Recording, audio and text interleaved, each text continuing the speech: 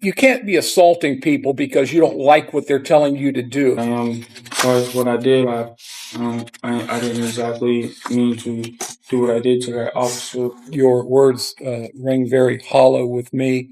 I don't know if you don't think that you have to follow the rules, or if you have this mentality that you're a tough guy, that you can just do whatever you want, but you're not going to here. So the court's going to find.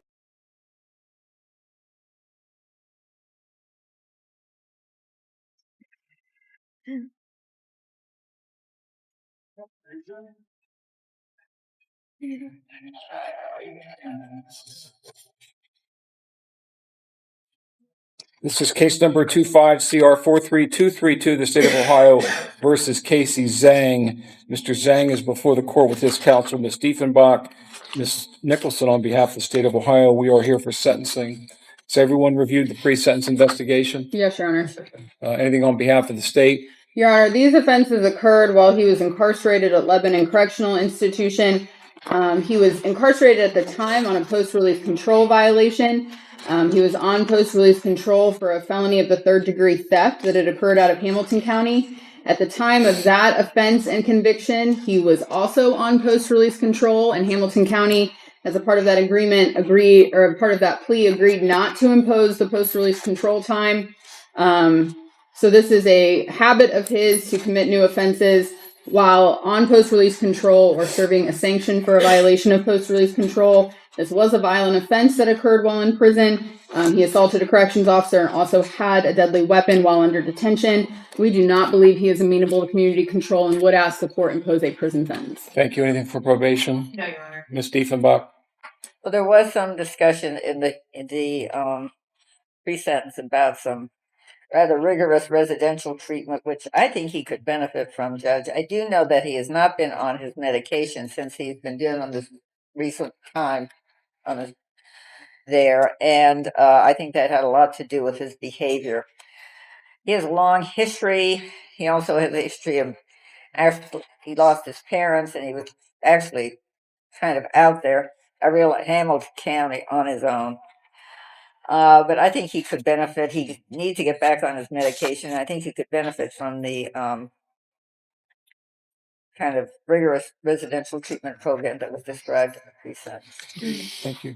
Mr. Zhang, is there anything you'd like to say? That I am back on my medication now. I haven't been in no trouble in almost a year. Well, I completed the CCC program for the drug and alcohol and cognitive behavior program. I've been trying to change my life. I just want to say that as far as what I did, I didn't exactly mean to do what I did to that officer, and I took responsibility for my actions. That's it,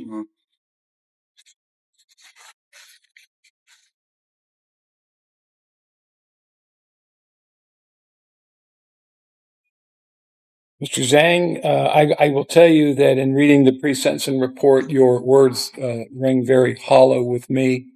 In the time you've been in our county jail for 95 days, just this year alone, and in fact, within the last month, you have 3 write-ups from our jail. Then I get into the infractions that you committed while you were in one of the prisons located in our county. 2, 3, 4 pages of infractions that you've committed. Then I get into your juvenile record, and it certainly doesn't help that the juvenile courts in some of our surrounding counties do absolutely nothing to you. You're just getting pretty serious offenses of violence. Most of them are dismissed, adjudicated delinquent, but nothing's ever happened to you. Then you become an adult, commit a burglary back in 2018, and then immediately coming out of prison while on PRC, you commit another theft offense. And then on this case, you were in on a PRC violation, right? Yes, sir. I mean, I don't know I don't know if you don't think that you have to follow the rules, or if you have this mentality that you're a tough guy, that you can just do whatever you want, but you're not going to here. So the court's going to find today that you are not amenable to community control, that prison is necessary to fulfill the purposes and the principles of sentencing, including punishment, deterrence, and protection of the public. So on count one, I think it's count one. On count one, the assault charge, the court's going to order you to serve 24 months in prison. You can't be assaulting people because you don't like what they're telling you to do. These are corrections officers that already have a difficult enough job.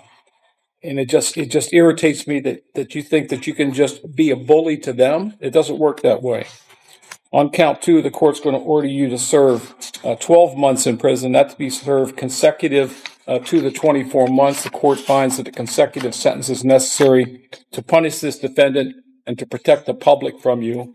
It is not disproportionate to the conduct or danger posed by the defendant, and these offenses were committed while the defendant was serving a PRC sentence in the Department of Rehabilitation and Corrections. You have 95 days jail time credit. The court finds that you're indigent for the purposes of any fines, costs, or other financial sanctions. You're also subject to a discretionary period of post-release control.